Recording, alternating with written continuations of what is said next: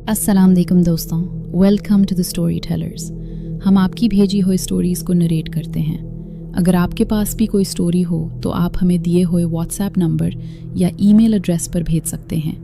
आज की वीडियो बहुत ही खौफनाक है, तो वीडियो को एंड तक ज़रूर सुनिएगा और हमें कमेंट्स में बताएं कि आपको वीडियो कैसी लगी। चैनल को सब्सक्राइब कर लें और आयतुल कुर्सी का हिसार बांध लें। चलते हैं स्टोरी की तरफ।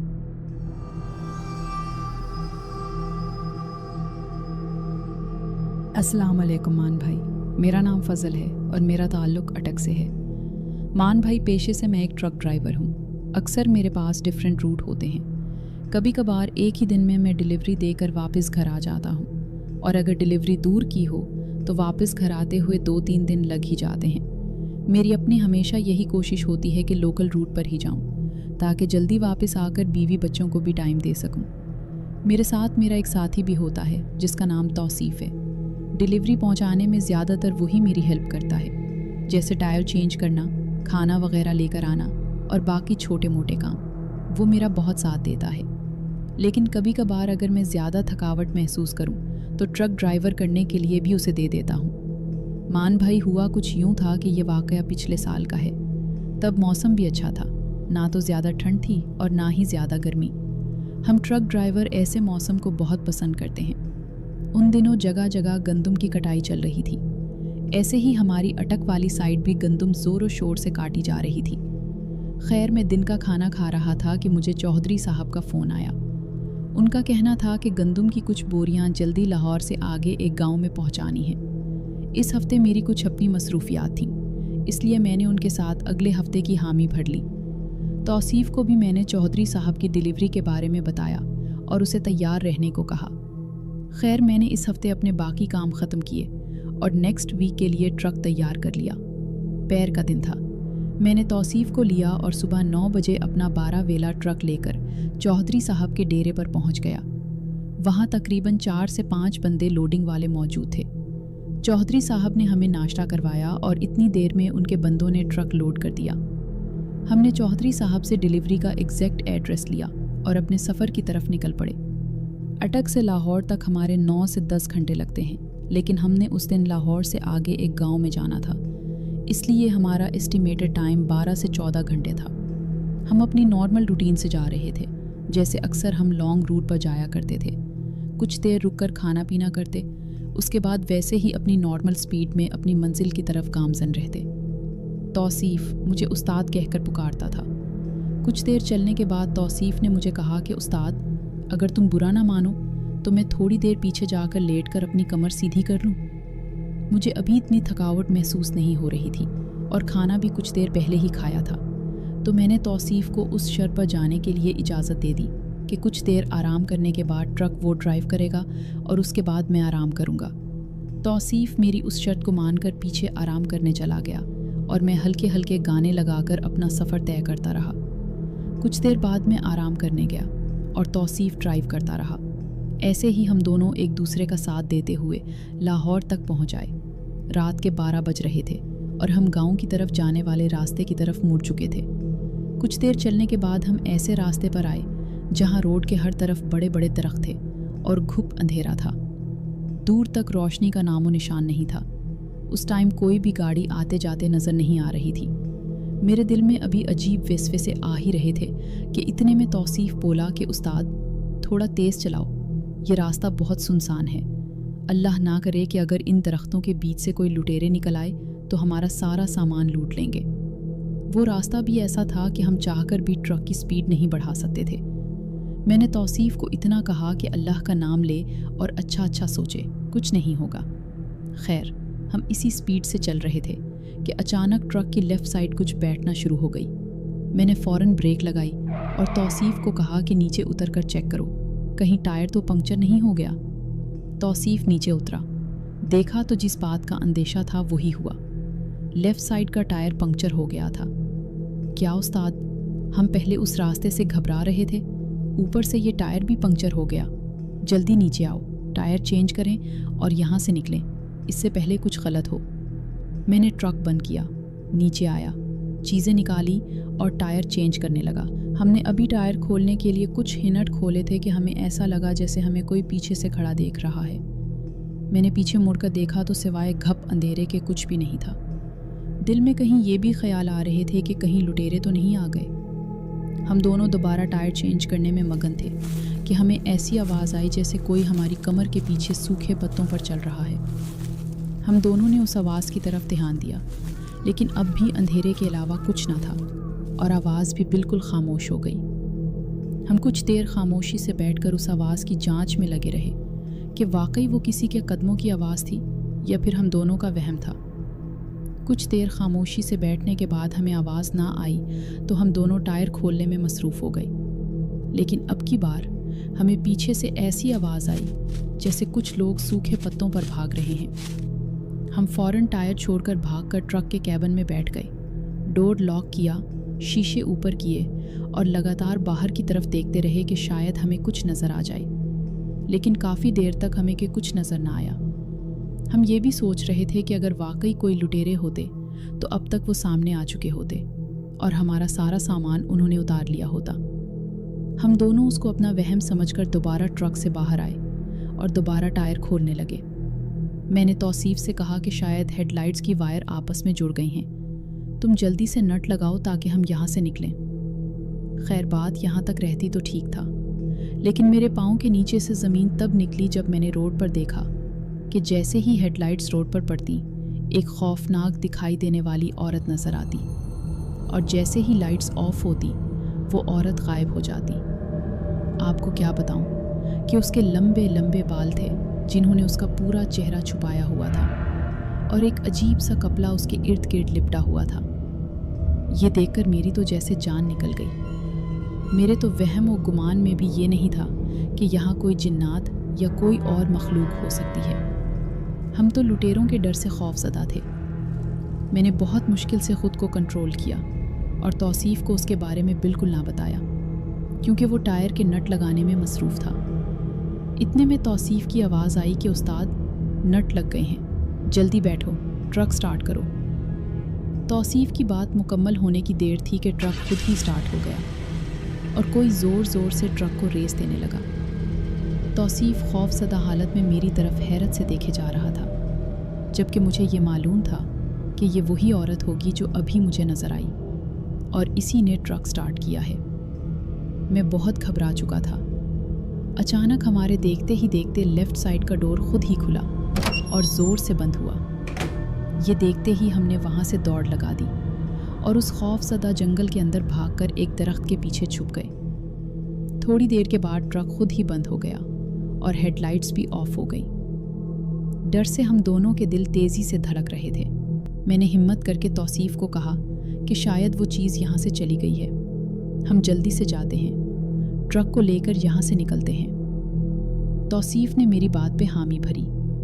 हम दोनों भाग के ट्रक में बैठे, डोर लॉक किए और ट्रक स्टार्ट किया।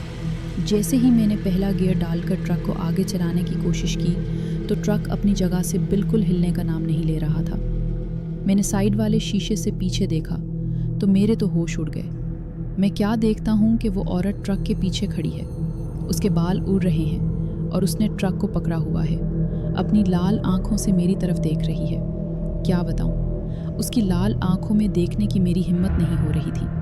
मैं लगातार ट्रक को रेसें दे रहा था, लेकिन ट्रक बिल्कुल रुका हुआ था। तौसीफ़ ने उसे देखते ही चलाना शुरू कर दिया और खौफ से बेहोश हो गया। मैं उस टाइम खुद को बेबस महसूस कर रहा था और मुझे यही लग रहा था कि कुछ ही लम्हों बाद ये चीज़ मुझे जान से मार देगी। खौफ और डर से ये हाल था कि मेरा पूरा जिस्म कँपकँपा रहा था। इतने में उस भयानक औरत ने ट्रक को छोड़ा और ट्रक मुझसे बेकाबू होते हुए सामने खंभे के साथ जाकर लगा। मैंने फ़ौरन ट्रक को सीधा किया और गांव के रास्ते की तरफ चलना शुरू किया। अभी भी मेरी एक नज़र पीछे उस औरत को तलाश कर रही थी। मैं आयतुल कुर्सी पढ़ते हुए ट्रक चला रहा था कि एकदम से ट्रक के कैबिन के ऊपर कोई चीज़ आकर लगी और उसके फ़ौरन बाद मेरा ट्रक इतना हैवी हो गया कि मेरी स्पीड देने के बावजूद ट्रक अपनी स्पीड आहिस्ता आहिस्ता कम कर रहा था। मैं थोड़ा ही आगे गया कि अचानक कैबिन की बैक साइड से उस भयानक औरत ने दोबारा मुझ पर हमला किया। उसके हमले के बाद कैबिन के बैक साइड के शीशे में क्रैक पड़ गया वो चीज़ लगातार मुझ पर हमले कर रही थी, कभी कैबिन की बैक साइड से, कभी राइट साइड से, तो कभी लेफ़्ट साइड से, और साथ ही अब वो ऊंची ऊंची आवाज़ में चीख रही थी। डर और खौफ से पसीने में शराबुर में ऊंचा ऊंचा आयतुल कुर्सी का विर्द करते हुए ट्रक चला रहा था। उसकी चीखने की आवाज़ मुसलसल ऊंची से ऊंची होती जा रही थी। मेरा खौफ से बुरा हाल था और तौसीफ भी अभी तक बेहोश था। मेरी जान में जान तब आई जब मैंने सामने पक्की सड़क देखी। दिल में यही ख्याल था कि उस पक्की सड़क पर चढ़ के मैं फुल स्पीड से ट्रक भगाऊंगा, तब शायद ये खौफनाक चीज़ मेरा पीछा छोड़ दे, क्योंकि अभी तक सारा कुछ रास्ता था जिसकी वजह से ट्रक तेज़ी से नहीं चल पा रहा था। खैर, जैसे ही मैं पक्की सड़क पहुंचा तो चीखने की आवाज़ बंद हो गई और साथ ही ट्रक पर हमले भी बंद हो गए। मैं अभी भी ऊंचा ऊंचा आयतुल कुर्सी पढ़ रहा था। 5 से 10 मिनट बाद वो गांव शुरू हो गया। मैंने फ़ौरन ट्रक रोका, गांव वाले लोगों से मदद मांगी तो उन सब ने मिलकर तौसीफ को होश में लाया। गांव वालों को सारा वाक़या बताया तो वो बोले कि ये जगह बहुत भारी है और यहाँ एक चुड़ैल का साया है। अंधेरा होने के बाद इस रास्ते से कोई भी नहीं गुजरता। हम लोग हैरान हैं कि आप लोग कैसे ज़िंदा बच गए, क्योंकि अंधेरा होने के बाद जो भी इस जगह से गुजरता है वो चुड़ैल उसे जान से मार देती है। उसके बाद 3 दिन तक हम दोनों इसी गांव में रहे, क्योंकि मुझे तेज़ बुखार हो गया था और तौसीफ की हालत भी ठीक नहीं थी। फजल की ये कहानी यहाँ इख्तिताम पजीर होती है।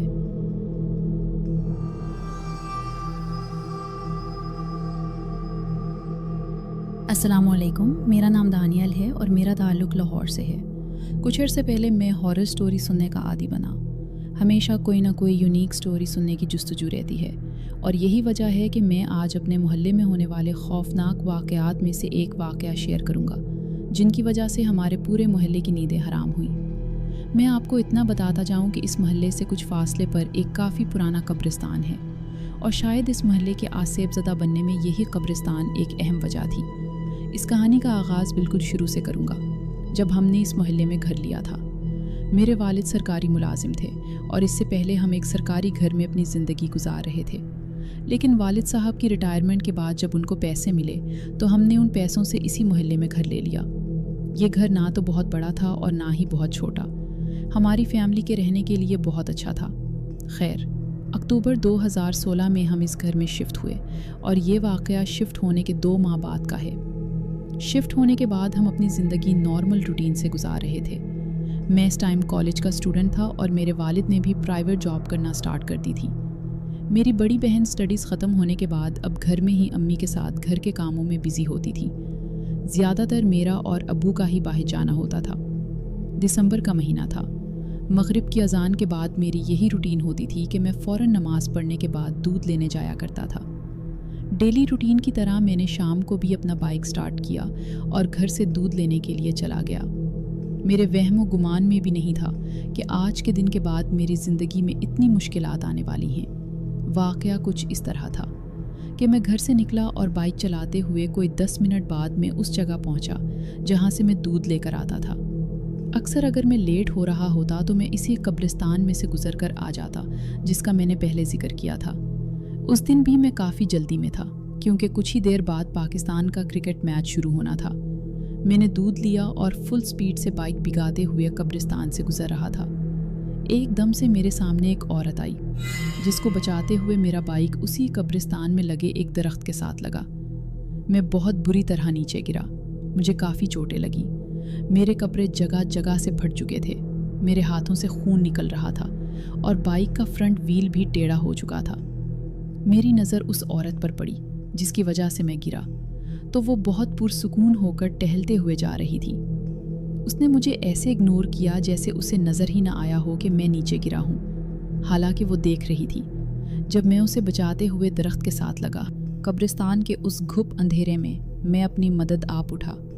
खून को साफ करने के बाद बाइक उठाया और पैदल चल पड़ा।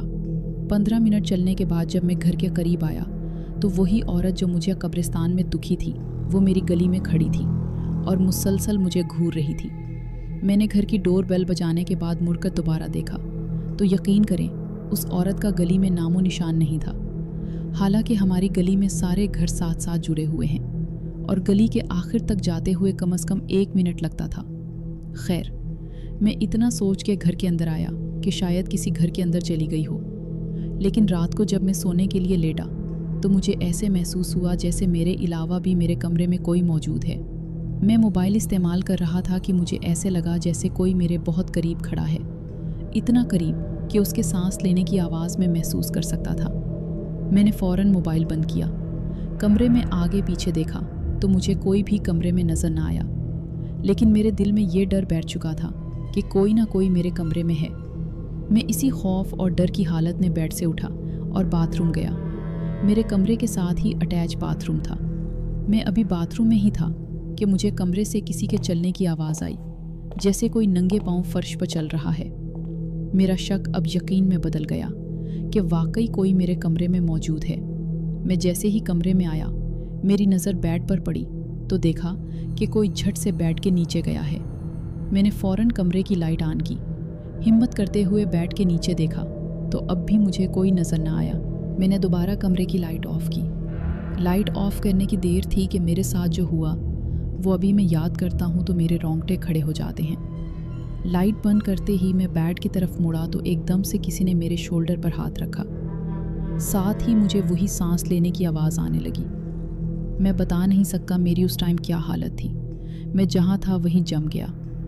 एकदम से मैंने देखा तो ये वही औरत थी जो शाम से मुझे दिखाई दे रही थी। उसके अजीब बाल, वहशतनाक चेहरा मुझे आज भी कल की तरह याद है। मैंने उसे देखते ही चीखना चलाना शुरू कर दिया। मेरी आवाज़ से जब घर वाले ऊपर आए तो खौफ से मेरा जर्द रंग देखते हुए उन्होंने वजह पूछी। मैंने सब बताया कि ऐसे एक खौफनाक औरत है जो कभी मुझे गली में नज़र आती है तो कभी बेड के नीचे तो कभी मेरे पीछे खड़ी होती है। सब ने मेरा कमरा देखकर अपनी तसल्ली की और मुझे इतना कहा कि यह सब तुम्हारा वहम है, तुम कमरे में अकेले होते हो इसलिए डर गए हो। कुछ दिन सब ठीक चलता रहा। फिर एक दिन मैं अबू के साथ बाहर कुछ चीज़ें लेने के लिए गया। अबू ने किसी काम से जल्दी जाना था, इसलिए उन्होंने मुझे घर से 2 गलियां छोड़कर उतार दिया गया। सर्दियों की शाम थी, मगरिब जल्दी हो चुकी थी और उस टाइम हर तरफ सन्नाटा था। मैंने अपनी गली में आते ही देखा कि गली के बिल्कुल बीचों बीच आज फिर वही औरत खड़ी है। मेरी उस पर नज़र पड़ते ही मैंने डर से अपने घर की तरफ भागना शुरू कर दिया, लेकिन मेरे पलक झपकते ही वो औरत मेरे सामने आ गई। उसकी खौफनाक शक्ल और फटी हुई लाल आंखें देखकर मेरा सांस लेना मुश्किल हो गया। मेरे हाथ पांव कांपने लगे और मेरी ज़बान भी अब मेरा साथ छोड़ चुकी थी। उस खौफनाक औरत ने आते ही भयानक आवाज़ में बोला, मैं तुम्हें मार दूंगी, और साथ ही मुझे गर्दन से पकड़ लिया।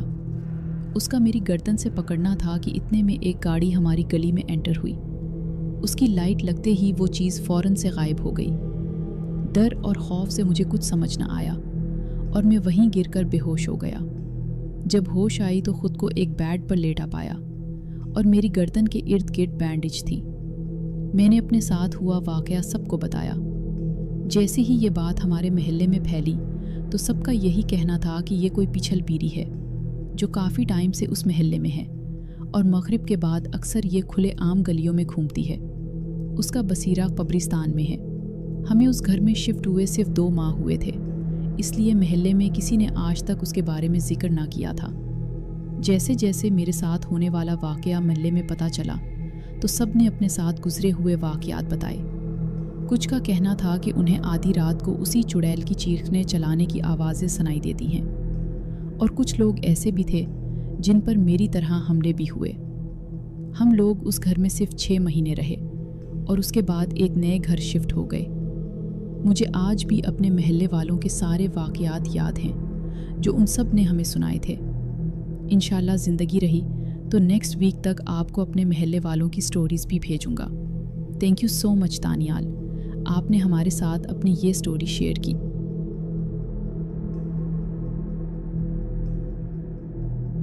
तो दोस्तों, ये थी आज की हॉरर स्टोरीज़। उम्मीद है कि आपको पसंद आई होंगी। वीडियो को लाइक करके हमें सपोर्ट करें और चैनल को सब्सक्राइब करके हमें कमेंट्स में बताएं कि अगली कहानी किस मौजू पर सुनना चाहते हैं। अपना और अपने घर वालों का बहुत ख्याल रखें। मिलते हैं अगली वीडियो में। अल्लाह हाफ़िज़।